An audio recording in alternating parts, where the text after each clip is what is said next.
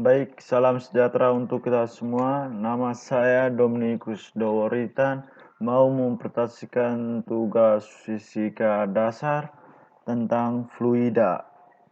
Yang pertama adalah pengertian fluida.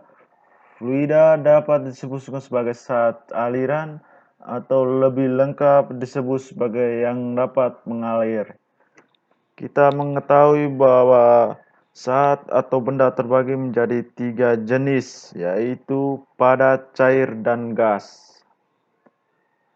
Fluida digolongkan menjadi 2, yaitu fluida statis dan fluida dinamis. Perbedaan antara keduanya adalah fluida statis, fluida dalam keadaan diam, dan fluida dinamis adalah fluida dalam keadaan bergerak. Yang berikut kita masuk pada fluida statis. Yang sudah kita tahu bahwa fluida statis adalah fluida dalam keadaan diam.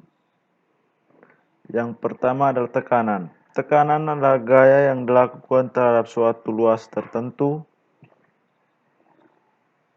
Tekanan berbanding lurus dengan gaya yang diberikan dan berbanding terbalik dengan luas daerahnya. Semakin besar gaya, maka semakin besar tekanan. Kebalikan dengan luas. Luas yang ditekan, maka semakin kecil tekanannya. Yang berikut, kita masuk pada rumus tekanan. Rumus tekanan dapat diturunkan P sama dengan F per A, di mana P sama dengan tekanan dan F sama dengan gaya, dan A adalah luas. Kita masuk pada yang berikut adalah tekanan hidrostatis. Pengertian tekanan hidrostatis adalah massa jenis suatu zat yang mengenai suatu benda tersebut. Contoh yang sering digunakan yaitu air dan minyak ya teman-teman. Akibat adanya gravitasi, berat partikel air akan menekan partikel di bawahnya. Kemudian partikel air di bawah akan saling menekan hingga ke dasar air hingga tekanan bawah akan lebih besar dari tekanan di atas. Contohnya bak penampung air di rumah sering-sering kita jumpa adalah bocor paling-paling bagian bawahnya. Jadi semakin dalam kita menyelam dari permukaan air, maka semakin banyak volume air yang ada di atas kita. Dengan permukaan air sehingga tekan yang diberikan air pada tubuh kita akan semakin besar.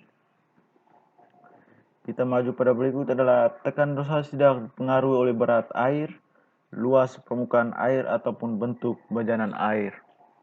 Tekanan hidrostatis menekan di segala arah. Satuan tekannya yaitu Newton per meter kuadrat atau Pascal.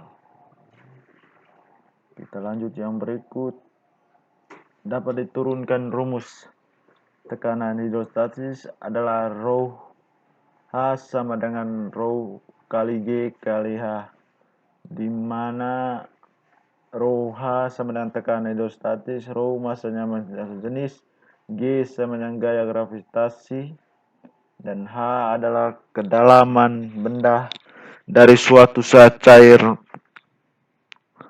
Kemudian P dapat diturunkan lagi menjadi PH sama dengan rho kali G kali H tambah P, di mana P adalah tekanan udara luar. Rumus tekanan hidrostatis di atas difungsi sebagai nilai tekanan hidrostatis pada bajanan tertentu. Misalnya tekanan titik tertentu pada air di dalam botol tertutup tangki. Kita lanjut bahwa untuk menghitung besar total tekanan pada suatu titik di bawah permukaan air pada tempat terbuka seperti danau dan laut, segala kontainer wadah terbuka, maka perlu menambahkan besar-besaran atmosfer pada hitungannya. Kita lanjut berikut adalah contoh soal. Contoh soal di mana seekor ikan berenang di akuarium akan sebut berada 50 cm dari permukaan akuarium. Berapa katakan ilustrasi yang terima ikan, di mana massa jenis air adalah 1000 kg meter kubik dan percepatan gravitasi bumi adalah 10 meter per sekon kuadrat.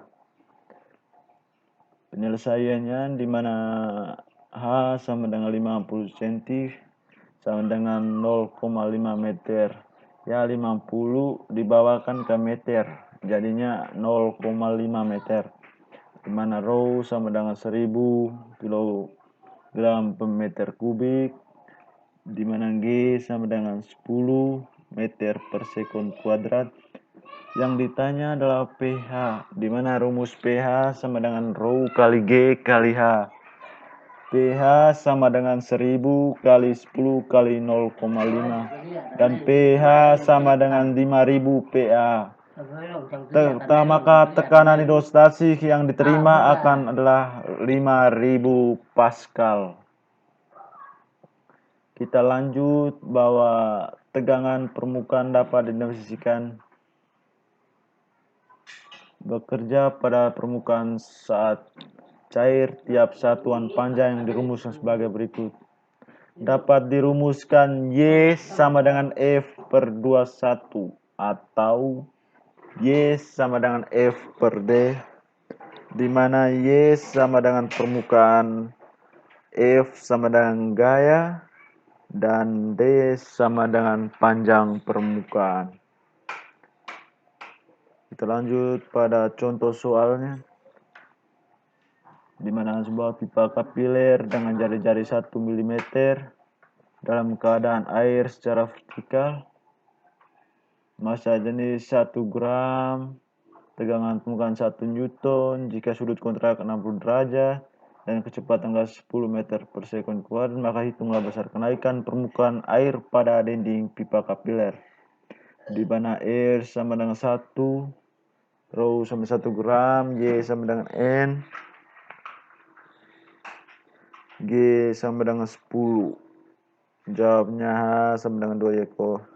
Ya jelas ya teman-teman, jadi permukaan air pada pipa kapiler naik setinggi 10 cm.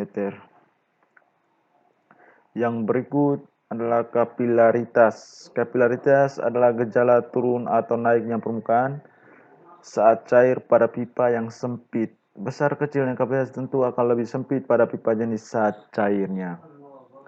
Dapat diturunkan rumus P kali G kali R, di mana P sama dengan massa jenis, maaf teman-teman, rho kali G kali R, di mana rho sama dengan massa jenis cair dan G sama dengan percepatan gravitasi dan R adalah jari-jari kapiler.